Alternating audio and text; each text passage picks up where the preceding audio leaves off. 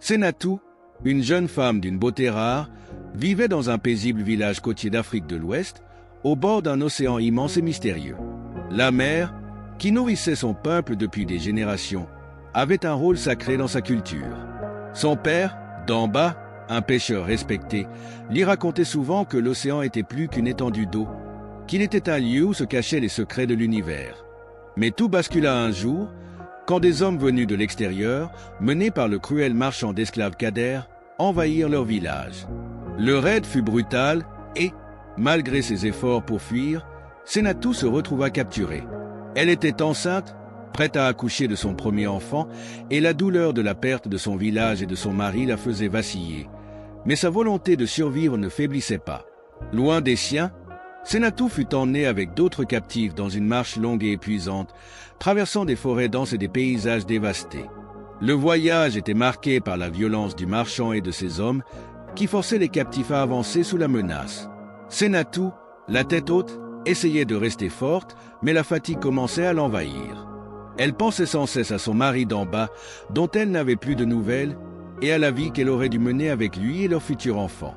Durant cette marche, elle tissa des liens avec d'autres femmes captives, comme Aminata, une jeune guerrière de son âge, qui lui racontait des histoires de résistance. Ces histoires, de rébellion et de courage, allumaient une lueur d'espoir dans le cœur de Senatou. Chaque nuit, les femmes partageaient des souvenirs de leur vie passée, des rêves d'un futur libre, loin de la violence et des chaînes. Arrivés à un camp de transit, Senatou et les autres captifs furent enfermés dans des cages. C'était un lieu sombre et oppressant, où les souffrances étaient visibles dans chaque regard. Les conditions de vie étaient insupportables, pas de nourriture suffisante, ni d'eau propre. La mer, à quelques kilomètres seulement, semblait inaccessible, presque comme une promesse lointaine. Le marchand Kader, quant à lui, était impitoyable. Il n'avait aucun respect pour les captifs, ni pour leur douleur. Chaque jour, il vendait ceux qu'il jugeait marchandables, tandis que les autres étaient laissés à l'abandon. Senatou se sentait perdu, mais une force étrange, comme un appel du vent, commença à grandir en elle. Elle se souvint des paroles de son père, « Les larmes de l'océan sont les âmes perdues. » Senatou. Mais souviens-toi, l'océan ne prend jamais sans donner. Une nuit, alors que Senatou ne trouvait pas le sommeil, elle eut une vision étrange. Son père lui apparut, flottant sur les vagues, l'invitant à rejoindre la mer. Dans cette vision, il lui dit « Mon enfant, l'océan a besoin de toi.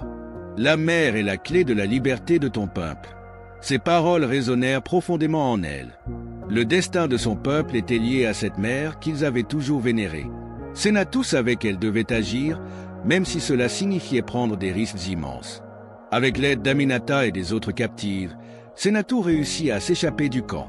Elles profitèrent d'une nuit sans lune pour fuir, se dirigeant vers l'océan, leur seule chance de liberté. Mais la mer ne leur offrirait pas son accueil sans épreuve. Une tempête se leva soudainement, menaçant de les engloutir. Les vagues, furieuses, semblaient vouloir punir celles qui osaient défier le destin. La mer, pourtant symbole de leur espoir, semblait jouer un jeu cruel avec elles. Mais Senatou, poussée par la vision de son père, persista. Elle se souvint des paroles de son père, « L'océan ne prend jamais sans donner ». Elle comprit que c'était un test, un rite de passage qu'elle devait traverser pour atteindre la liberté. Le vent soufflait fort, mais Senatou et ses compagnes ne s'arrêtaient pas. Elles luttèrent contre les vagues, leur cœur battant la chamade, jusqu'à ce qu'elles atteignent enfin un petit îlot désert, à l'abri de la tempête. Sur cet îlot, Senatou donna naissance à un fils, Adama. La scène était émotive, la mer calme autour d'elle, comme apaisée par l'acte de courage et de survie. Senatou, épuisée mais sereine, contempla son enfant et comprit la signification de ce moment. Son fils serait le porteur de l'espoir d'un peuple. Elle se souvint alors des paroles de la vieille sage qui lui avait dit, lorsqu'elle était enfant, « Les larmes de l'océan sont les larmes de ceux qui ont perdu. Mais la mer te donnera ce que tu recherches si tu la respectes. » Senatou savait que l'océan ne les avait pas seulement sauvés de la tempête, mais qu'il leur offrait un avenir. La mer, en vérité, avait accepté son sacrifice et lui avait donné la chance de recommencer. Des mois passèrent et Senatou, avec son fils, rejoignit un groupe de résistants. Elle devint une figure symbolique, représentant la résistance du peuple, et son histoire de fuite et de naissance fut racontée à travers toute la région. Elle enseigna aux pêcheurs à respecter l'océan, à ne pas l'exploiter, à le vénérer comme une force sacrée. La mer, autrefois perçue comme un ennemi, devint leur allié. La réconciliation entre l'homme et la mer se fit petit à petit, et le peuple commença à voir l'océan non seulement comme une ressource, mais comme un protecteur. Sénatou, avec son fils Adama, mena les siens vers un avenir où la paix et le respect prévalaient.